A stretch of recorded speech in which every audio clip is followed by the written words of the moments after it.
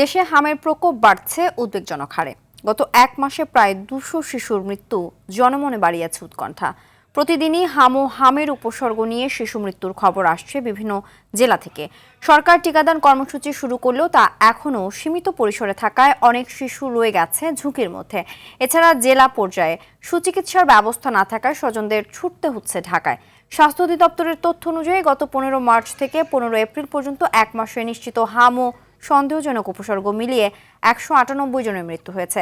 এর মধ্যে সন্দেহজনক 166 জন এবং নিশ্চিত হামে মারা গেছে 32 জন। এ সময়ের মধ্যে হামের উপসর্গ নিয়ে ভর্তি হয়েছে 12,318 শিশু।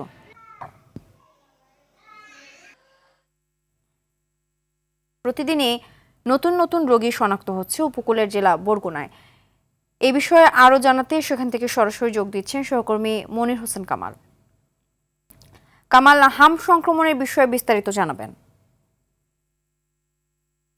সিনথিয়া, গত 24 ঘন্টায় বরগুনায় আরও 33 জন শিশু হামে আক্রান্ত হয়েছে এবং এ নিয়ে এখন পর্যন্ত বরগুনায় 270 জন হামে আক্রান্ত হয়েছে, যাদের মধ্যে নিশ্চিত হামের রোগী পাওয়া গেছে 38 জন।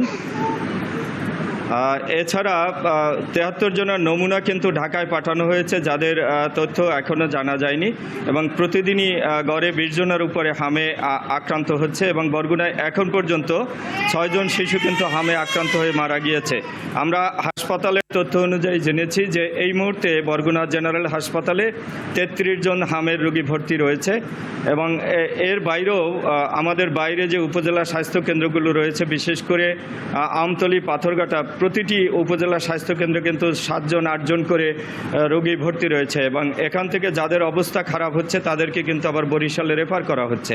এবং এই প্রচণ্ড গরমে নিউমোনিয়া রোগীর সংখ্যা বাড়ছে, ডায়রিয়ার সংখ্যা বাড়ছে এবং নিউমোনিয়া এবং ডায়রিয়া আক্রান্ত হয়ে শিশুরা প্রথমে কিন্তু ডায়রিয়া ওয়ার্ডে এবং শিশু ওয়ার্ডে এসে ভর্তি হচ্ছে এবং সেখান থেকে দেখা যাচ্ছে যে তারা হামের রোগী শনাক্ত হয়ে আবার হামের ওয়ার্ডে চলে আসছে।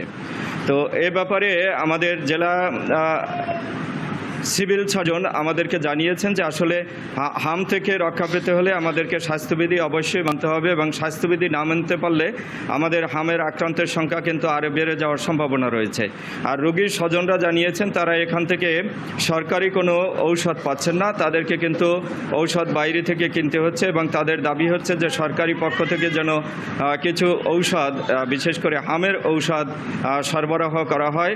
আর হাসপাতাল কর্তৃপক্ষ জানিয়েছেন যে তারা কখনো কখনো রোগীদেরকে যে ঔষধগুলো কিনতে বলছেন। যারা ধন্যবাদ।